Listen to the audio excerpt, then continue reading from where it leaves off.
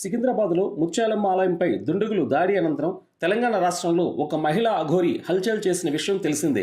ఇక తెలుగు రాష్ట్రాల్లో ఉన్న ప్రధాన ఆలయాలన్నీ తిరుగుతూ వెళ్ళిన ప్రతి చోట ఏదో ఒక సెన్సేషన్ క్రియేట్ చేస్తూనే ఉంది ఈ మహిళా అఘోరి.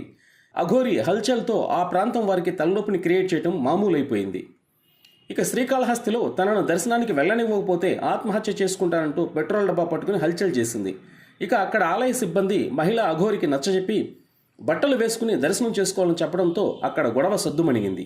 ఇక ఆ తర్వాత వేములవాడలో కత్తి తీసుకుని పలువురిని భయపెట్టింది. పోలీసులు రంగప్రవేశం చేసి మళ్ళీ అఘోరికి నచ్చజెప్పి పంపించారు.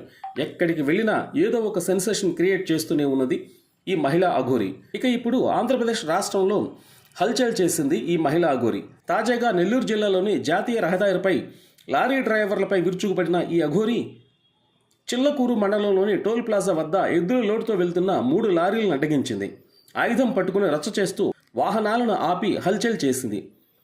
అఘోరి 3 వాహనాల్లో ఎద్దులను తీసుకెళ్తున్న క్రమంలో సరైన పత్రాలు చూపించి వాహనాలను తీసుకువెళ్లాలని అఘోరి వారిపై మండిపడింది. వారు తాము రైతులమని చెప్పినా వినకుండా రచ్చ చేసింది. కత్తులు శూలాలతో అఘోరి హల్చల్ చేసింది. చెన్నై నుండి విజయవాడ వెళ్తూ మార్గం మధ్యలో అఘోరి ఆయుధం పట్టుకుని లారీ డ్రైవర్లపై విరుచుకుపడటంతో సమాచారం అందుకున్న పోలీసులు అక్కడికి చేరుకుని అఘోరికి నచ్చజెప్పే ప్రయత్నం చేశారు. ఎంతకీ అఘోరి వారు చెప్పింది వినకపోవడంతో స్థానిక హిజ్రాలను అఘోరితో మాట్లాడాలని చెప్పారు. దీంతో వారు అఘోరితో మాట్లాడి అక్కడి నుంచి పంపించడంతో అందరూ ఒక్కసారిగా ఊపిరి తీసుకున్నారు. ఏది ఏమైనా అఘోరి ఎక్కడికి వెళ్ళినా ఏం చేసినా సెన్సేషన్ క్రియేట్ చేయడం మాత్రం మామూలైపోయింది.